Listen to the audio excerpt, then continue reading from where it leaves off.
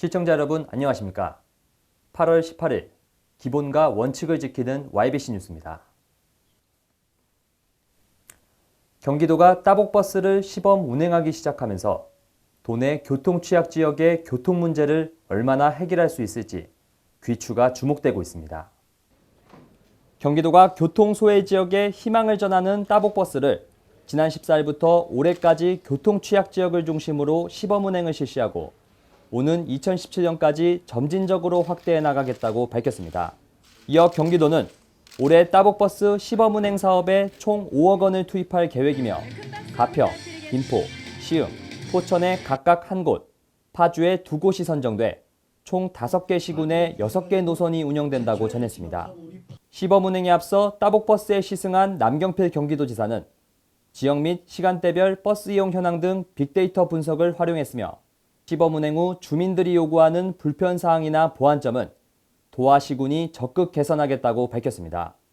한편 경기도는 따복버스 시범 운행과 더불어 지난 6월 의결된 노선버스 서비스 향상에 관한 조례에 따라 내년부터는 버스 내 휴대전화 충전과 넓고 편안한 좌석 마련 등 편의시설을 늘리고 휴대용 심장박동기 설치 등 안전시설을 구축할 예정이라고 전했습니다. 경기도가 기존 계획을 전면 수정해가며 신청사 건립 추진에 박차를 가하고 있는 반면 신청사 예정지인 수원 광교의 주민들은 추진 반대의 뜻을 밝혀 사업이 난관에 봉착하고 있다고 합니다. 박수영 경기도 행정일부 지사는 지난 13일 경기도 신청사 건립 관련 설명회에서 도지사가 5번 바뀔 동안 해결이 안 된 신청사 문제를 이번에는 확실하게 마무리 짓겠다며 9월 오픈스페이스가 들어설 공간에 잔디 공사를 시작할 예정이라고 발표했습니다. 경기도는 앞서 지난달 30일 신청사 로드맵 발표에서 건립재원 마련을 위해 기존 행정타운 중심의 신청사를 행정과 주상복합, 호텔 등이 결합된 복합청사 건립으로 전면 수정한다고 밝힌 바 있습니다. 그러나 광교 신도시 주민들은 신청사 로드맵이 이전 기본 계획을 사실상 백지화하는 내용이라며 결사반대를 외쳤고 지난 12일 경기도가 개최한 주민설명회에 불참의 뜻을 밝히는 등 현재 경기도의 신청사 건립 사업은 주민들과의 갈등으로 난항을 겪고 있습니다. 로컬푸드란 농산물을 유통 단계를 축소해 유통비용을 줄이는 유통구조 개선 촉진 시스템을 말하는데요. 지난 17일 평택 남부문예회관에서는 로컬푸드 참여 농가를 위한 교육이 실시됐습니다. 이날 교육은 공재광 평택시장을 비롯한 농업인 등 150여 명이 참여한 가운데 로컬푸드 직매장 관련 동영상 시청과 로컬푸드 직매장 상품화 및 사례 교육 등이 진행됐습니다. 공재광 시장은 이번 교육을 통해 생산자의 조직화와 체계적인 관리는 물론 소비자들에게 신선하고 안전한 먹을거리를 제공할 것이라며 로컬푸드 활성화를 통한 농가소득 향상에 기대감을 내비쳤습니다.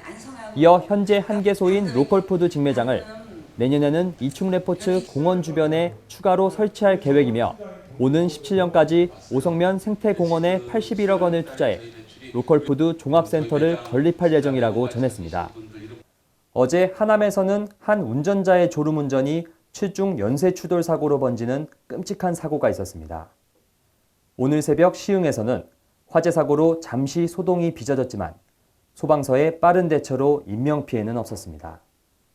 경기 하남소방서는 지난 17일 오전 11시 48분경 하남시 덕풍동 미사대로에서 7중 연쇄추돌 교통사고가 발생해 1명이 숨지고 5명이 크게 다쳤다고 밝혔습니다. 경찰의 조사 결과 2.5톤 화물트럭을 몰던 50대 강모 씨가 졸음운전을 하다 신호 대기 중이던 차량 6대를 한꺼번에 들이받은 것으로 확인됐으며 경찰은 강모 씨를 교통사고 처리특례법 위반 혐의로 입건했다고 전했습니다.